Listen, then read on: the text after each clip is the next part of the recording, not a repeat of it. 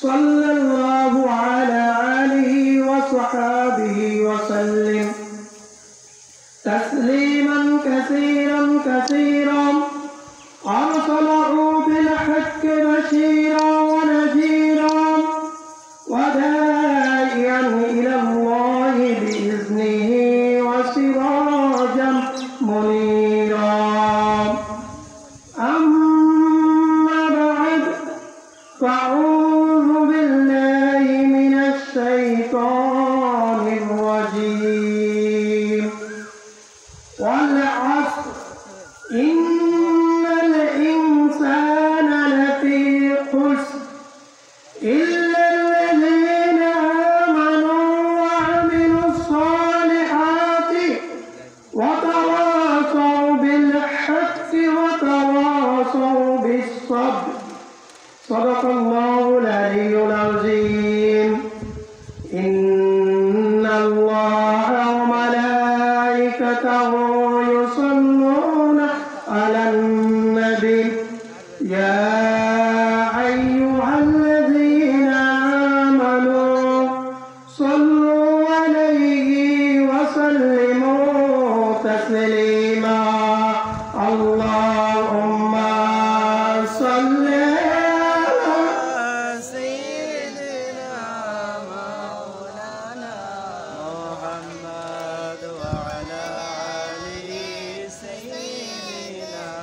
مولانا محمد. اللهم صل على سيدنا مولانا محمد وعلى آل سيدنا مولانا محمد.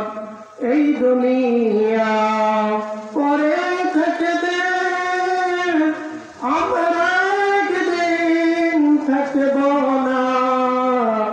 ধনী বলো গরিব বলো, আজরাইল কাউকে ছাড়বে না। আল্লাহুম্মা সাল্লি আলা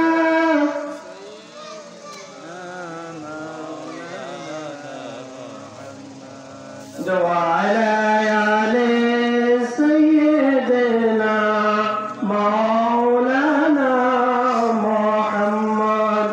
سبحان الله والحمد لله لا إله إلا الله. سبحان الله والحمد لله لا إله. سبحان الله والحمد لله لا إله. حسبي ربي جل الله ما في قلبي غير الله. حسبي ربي جل الله ما في قلبي غير الله. نور محمد صلى الله لا إله إلا الله.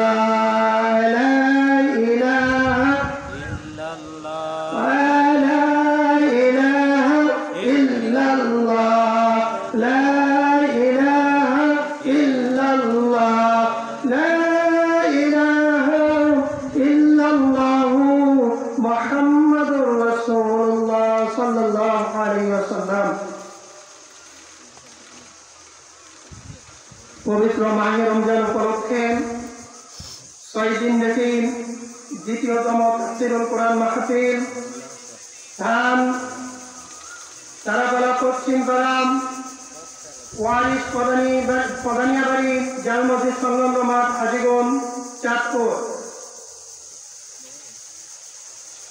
6 দিন ব্যাপী তাফসীরুল কোরআন মাহফিলের আজকের সমাপনী দিবসের প্রধান তাফসীর কারক হযরত মাওলানা মুফতি আব্দুল মান্নান জালালী, পরিচালক মোনারপুর রহমাতুল লিল আলামিন ইবতিদায়ী মাদ্রাসা কচুয়া চাঁদপুর। আজকের মাহফিলের তাফসীরুল কোরআন মাহফিলের সম্মানিত আলোচকবৃন্দ হযরত মাওলানা জহিরুল ইসলাম আল-কাতি সাহেব, হযরত মাওলানা বুরহানুদ্দিন জিহাদি সাহেব,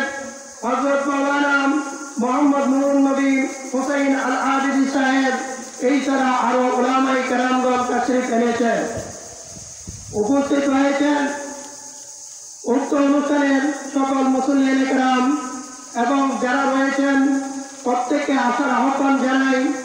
এবং এই ছাড়া পদ্মানিশে আমার বাবা বলেন, আমার বক্তব্যের শুরুতে সর্বপ্রথম সালাম আরজ করছি, আসসালামু আলাইকুম ওয়া রাহমাতুল্লাহি ওয়া বারাকাতুহু। ওয়া আলাইকুম আসসালাম ওয়া রাহমাতুল্লাহ। সর্বপ্রথম শুকরিয়া জ্ঞাপন করছি সেই মহান রব্বুল আলামিনের দরবারে, যিনি আমাদেরকে এই তাফসীরুল কোরআন মাহফিলের সর্বপ্রথম আগে ভাগে এসে বসার এবং দু চারটি কথার তৌফিক দান করেছেন। সেই উদ্দেশ্যে সকলে বলেন আলহামদুলিল্লাহ। তার ওই সাথে সাথে দুরূদ ও সালাম প্রেরণ করছি সৃষ্টির শ্রেষ্ঠ মানব যে রাসূল আরবি সাল্লাল্লাহু আলাইহি ওয়াসাল্লামকে আল্লাহ পাক রব্বুল আলামিন সৃষ্টি না করলেন এই কুল কায়নাতের কোনো কিছুকে আল্লাহ পাক রব্বুল আলামিন সৃষ্টি করতেন না।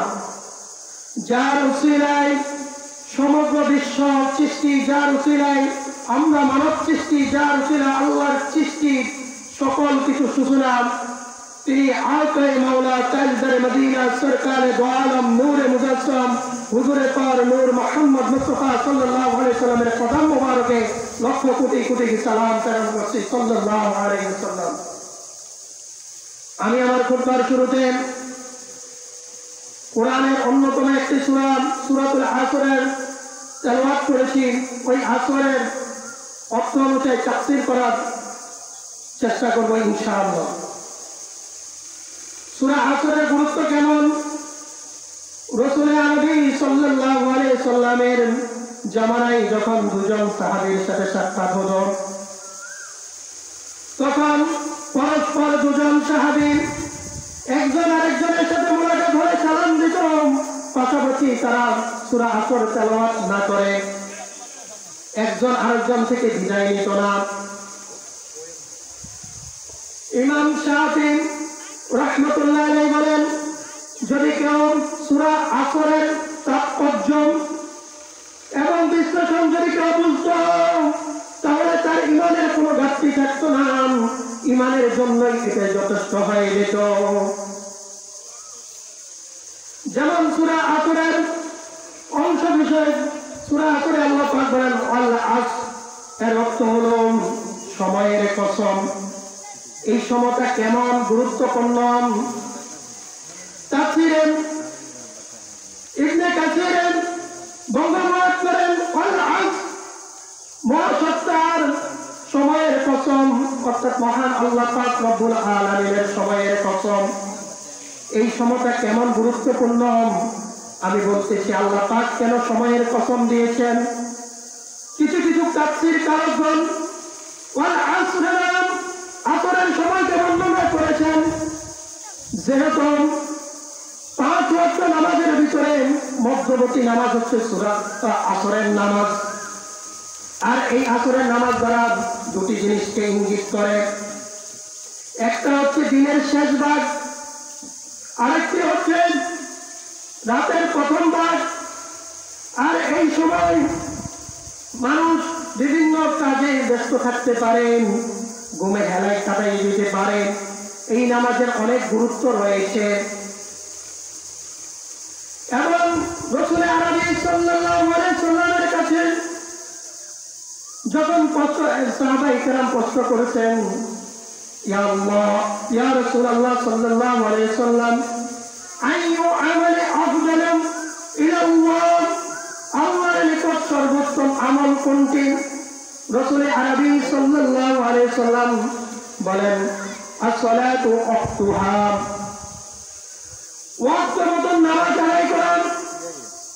এবং রাসূল আরবি সাল্লাল্লাহু আলাইহি ওয়াসাল্লাম অন্য একটি হাদিসে বর্ণনা করেন, মানুষের নিকট নিয়ামতের মধ্যে সবচেয়ে বড় নিয়ামত দুইটি। একটি হচ্ছে সুস্থ শরীর। সুস্থতা আল্লাহর নিয়ামতের মধ্যে অন্যতম একটি নিয়ামত। কেমন নিয়ামত? মানুষ সুস্থ থাকতে নামাজ পড়ে না, মানুষ সুস্থ থাকতে রোজা রাখে না, মানুষ সুস্থ থাকতে আল্লাহর ইবাদত করে না, অসুস্থ হলে আল্লাহকে বেশি বেশি করে ডাকেন। কিন্তু মূলত হচ্ছে অসুস্থ অবস্থায় আল্লাহকে বেশি বেশি স্মরণ করবে, নামাজ পড়বে, রোজা রাখবেন। তাই সুস্থতা হচ্ছে আল্লাহর নিয়ামতের মধ্যে একটি। আরেকটি নিয়ামত হচ্ছে সময়ের মূল্যায়ন করা।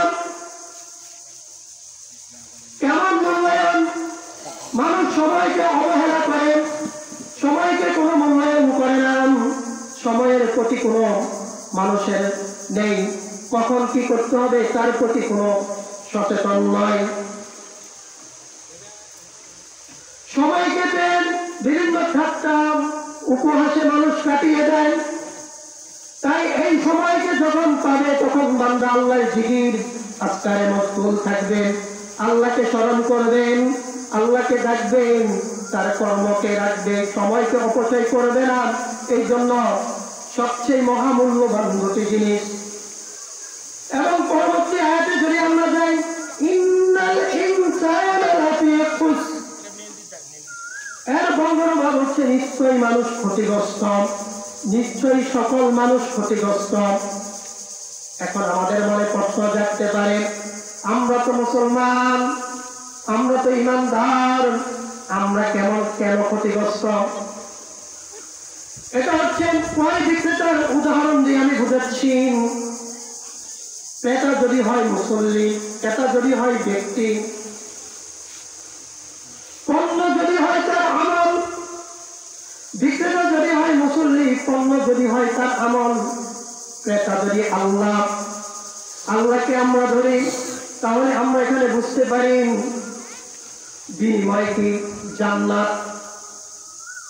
ক্রেতা কেমন? ক্রেতা যদি নেককার সালেহ হয়ে থাকে,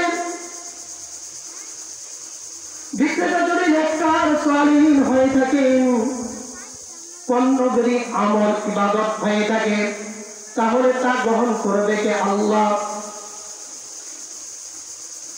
তাহলে তার বিনিময়ে আপনাকে কি দিবেন? আল্লাহ পাক রব্বুল আলামিন তার বিনিময়ে আপনাকে জান্নাত দিবেন, অগণিত নিয়ামত দিবেন, অগণিত নিয়ামত দিবেন। আর বিক্রেতা যদি হয় পাপাচার, পাপিষ্ঠা, মক্কুর, জুয়াখোর, হিন্দু, বৌদ্ধ, খ্রিস্টান, পাপাচার, লম্পট, তাহলে তার ক্রেতা হচ্ছেন শয়তান। আর শয়তান যদি ক্রেতা হয়ে থাকে, তার জন্য রয়েছে জাহান্নাম। তাই আল্লাহ পাক রব্বুল আলামিন বলেছেন, ইন্নাল ইনসানা লাফি খুসর, সমস্ত মানুষ ক্ষতিশীল। আরেকটার মাধ্যমে আমি বুঝাচ্ছি, সকল মানুষ যদি ক্ষতিশীল হয়, মুসলমানও কি ক্ষতিশীল কিনা?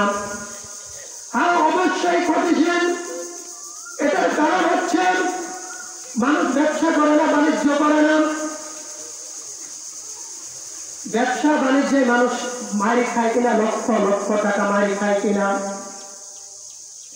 আবার কোন কোন মানুষ ব্যবসা আতর সবজির ব্যবসা করেন, সীমিত আয়ে তাদের টাকা হার বা হারানোর ভয় ঋণগ্রস্ত হয় অল্প। যেমন আতর সবজি টুপির যদি ব্যবসা করে থাকেন, তাহলে সে দেখা গেছে 10,000 5,000 টাকা ক্ষতিগ্রস্ত হতে পারে। আর যদি লক্ষ লক্ষ টাকার ব্যবসা করে থাকেন, দৈনিক ইনকামের থেকে একটা গাড়ি অ্যাক্সিডেন্ট হয়ে গেছে, তার পণ্য নষ্ট হয়ে গেছে, তখন সার লাভ হবে না ক্ষতি হবে? সমস্ত পণ্যগুলো ক্ষতি হয়ে যাবে। দোকান পুড়িয়ে গেলে তার পণ্যগুলো ক্ষতি হয়ে যাবে। তদ্রূপ ইমানদার যারা কালিমায়ে তাওহীদ লা ইলাহা ইল্লাল্লাহু মুহাম্মাদুর রাসূলুল্লাহ সাল্লাল্লাহু আলাইহি সাল্লামের উপর বিশ্বাস স্থাপন করবে, করার পর মৃত্যুবরণ করবেন, তারা পরকালে তাদের বদ কিছু আমলের জন্য তারা সাজাপ্রাপ্ত হয়ে থাকবেন, পরবর্তীতে তারা জান্নাতে চলে যাবেন। কিন্তু যারা ইহুদি খ্রিস্টান আল্লাহর আইনের অমান্য করেছেন, তারা কখনো তারা চিরস্থায়ী নয়, সেখানে সাজাপ্রাপ্ত হয়ে থাকবেন। তদ্রূপ এই জন্য আল্লাহ পাক রব্বুল আলামিন বলেছেন, ইন্নাল ইনসানা লাফি খুসর, মানুষ ক্ষতিগ্রস্ত। মানুষ ক্ষতিটা নিজেরাই ডেকে আনেন। সকল কিছুর চেষ্টা হচ্ছে মানুষ। এখন সকল ফেরেশতা কোন রয়েছে, জীব জানোয়ার রয়েছে, অনেক কিছু রয়েছে, কিন্তু সকল কিছুর চেষ্টা মানুষ। আর কিয়ামতের ময়দানে সাজাপ্রাপ্ত হবে মানুষ, মুক্তি পাবে মানুষ। আর তারাই মুক্তি পাবেন যারা হচ্ছে মুহাম্মদুর রাসূলুল্লাহ সাল্লাল্লাহু আলাইহি সাল্লামের রাসূল হিসাবে মান্য করবে, আল্লাহর একাত্মবাদকে স্বীকার করবে। এখন অনেকে বলে থাকেন আল্লাহর একাত্মবাদকে স্বীকার করাই হচ্ছে ঈমান। আসলে তাই নয়। অনেকে আল্লাহর এককে মান্য করেন, শুধু সেই ঈমান ততটুক পর্যন্ত আসতে পারে না যতক্ষণ পর্যন্ত সে নবী মুহাম্মদুর রাসূলুল্লাহ সাল্লাল্লাহু আলাইহি সাল্লামকে রাসূল হিসেবে মান্য না করে। ঈমানের মূল ভিত্তিকে যতক্ষণ পর্যন্ত সে মান্য না করবে ততক্ষণ পর্যন্ত সে ঈমানদার হতে পারবে না। ইন্নাল ইনসানা লাফি খুসর, এর পরবর্তী আয়াত হচ্ছে ইল্লাল্লাযীনা আমানু, তবে তারাই যারা ঈমান আনয়ন করবে তারা ব্যতীত। ওয়া আমিলুস সালিহাতি, এবং নেক কাজ করবেন।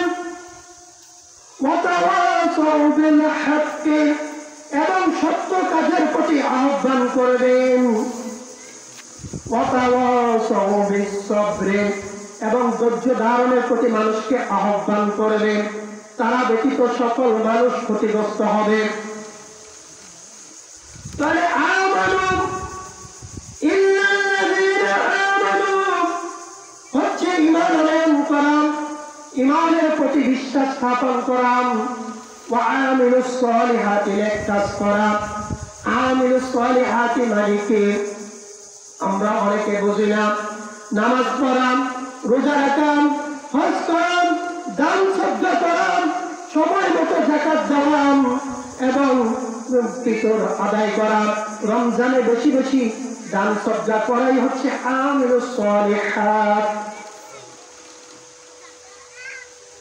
এই যখন আছেন অনেক বধির কৃপণ মানুষের বাড়ির সামনে কোটি কোটি টাকার মালিক, বাড়ির সামনে গেলে ফকিরকে তাড়িয়ে দেয়, 2 টাকাও দেয় না, 1 টাকাও দেয় না।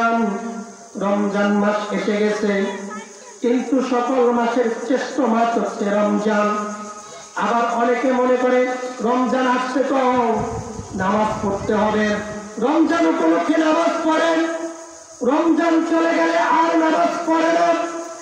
আমিলুস সালিহাতের ভিতরে সর্বোত্তম যদি ইবাদত থাকে সেই ইবাদতের নাম হচ্ছে নামাজ। নামাজ ওয়া আকিমুস সালাতা, নামাজ প্রতিষ্ঠাতা করা। কেউ যদি নামাজ রমজানের বাহিরে নামাজ না করেন, শুধু রমজানে নামাজ করেন, সে পূর্ণ ঈমানদার নয়। কোন কোন মাযহাবে আছেন কেউ যদি ঠিক মতো নামাজ আদায় না করেন সে কুফরি করেছেন, কিন্তু ইমাম হানাফি বলেছেন না, সে কুফরি করেনি, সে কবিরা গুনাহ করেছে। কারণ আমাদের ইমাম আমাদের জন্য সহজ করে দিয়েছেন। সে এখন নামাজ পড়ে না, পরবর্তীতে পড়বেন, আল্লাহর কাছে ক্ষমা চাবেন, আল্লাহ পাক তাকে ক্ষমা করে দিবেন। ওয়া তাওয়াসাউ বিল হাক্কি, সত্য কাজের আহ্বান করবেন। নেক কাজের একজন মুমিন ভাই আরেক মুমিন ভাইকে তালিম দিবেন। আপনি নামাজের জন্য আসেন, আপনি রোজার জন্য আসেন, আপনি সৎ কাজ করেন।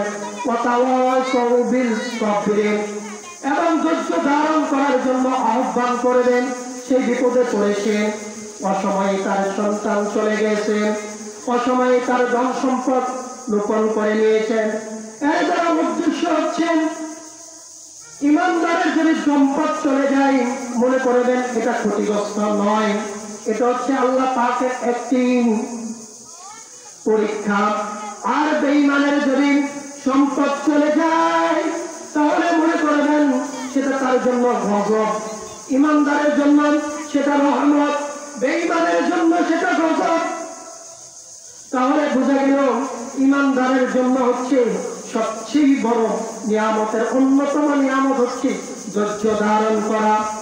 আমরা যদি সম্পদ হারিয়ে ফেলি বা সমসাময়িক আমাদের যদি এক বাপের এক সন্তান থাকে বা এক বাপের এক কন্যা সন্তান ছেলে সন্তান থাকে, যখন সে চলে যায়, আল্লাহ আমার সাথে কি করলো, এটা কি করতে পারলো, এই কথা বলার সাথে সাথে আপনার ঈমান চলে যাবে, তাতে কোনো সন্দেহ থাকবে না। কারণ আল্লাহ পাক রব্বুল আলামিন তার প্রিয় মাখলুক বান্দাকে পরীক্ষা করেন সম্পদ নেওয়ার মাধ্যমে, সন্তান নেওয়ার মাধ্যমে, অসুস্থতার মাধ্যমে।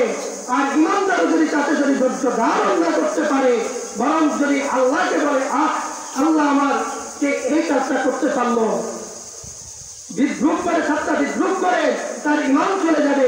কারণ আল্লাহ তো আপনাকে পরীক্ষা করার জন্য করেছে। এখন আল্লাহ পাক রব্বুল আলামিনের কাছে আমরা অনেকে চাই, প্রার্থনা করি, রাতে 1টা 2টার দিকে আমরা প্রার্থনা করে থাকি, আল্লাহর কাছে প্রার্থনা করি। বেঈমানরা করে, তারা হিন্দু দেখবেন, ইহুদি দেখবেন, খ্রিস্টান দেখবেন, তারা যখন চায় তাদের সম্পদ শুধু বাড়তেই থাকে, বাড়তেই থাকে, বাড়তেই থাকবে। আর ঈমানদার যখন চায় তখন তার সম্পদ বাড়ে না। আমাদের মনে কষ্ট থাকে। আল্লাহ তো ঈমানদারের মনে আশা, আকুতি, মিনতি আল্লাহ পাক রব্বুল আলামিন কবুল করার কথা, কিন্তু ঈমানদার পায় না কেন? ফেরেশতারাও প্রার্থনা করে। যখন বেঈমান চায় আল্লাহর কাছে প্রার্থনা করে, আল্লাহ তুমি আমাকে দাও, তার আল্লাহর বেঈমানরা কিন্তু আল্লাহর কাছে চায়, ছোটও কিন্তু আল্লাহর কাছে চায়, গৃহস্থ কিন্তু আল্লাহর কাছে চায়। বেঈমানরা যখন চায়, আল্লাহ কয় সে নাফরমান, তাকে দুনিয়ার অর্থ সম্পদ যা চায় সব দিয়ে দাও, তার প্রয়োজন দিয়ে দাও, তাকে মিটিয়ে দাও, কারণ তার দরকার দুনিয়া। আর ঈমানদার যখন চায় তখন বলে, ফেরেশতারা বলে আল্লাহ আপনার ঈমানদার বান্দা চাইছে, তাকে দেন না কেন? বলে তোমরা প্রার্থনা করতে পারবে, প্রার্থনা করার প্রয়োজন নেই, আমার ঈমানদার যেহেতু চাই, আমার ঈমানদারকে চেতে দাও, আমার ঈমানদার যত চাবে আমি আল্লাহ তাকে ততই দিব, তবে আমাকে চেতে চাও, আমি দেখতে চাই আমার মুমিন বান্দা আমার জন্য কত আকুতি মিনতি করে, আমাকে কিভাবে চায়, আমার কাছে কিভাবে ক্ষমা প্রার্থনা করে। তোমরা একটু চেতে দাও না, তোমরা একটু তাকে সাহায্য করো না।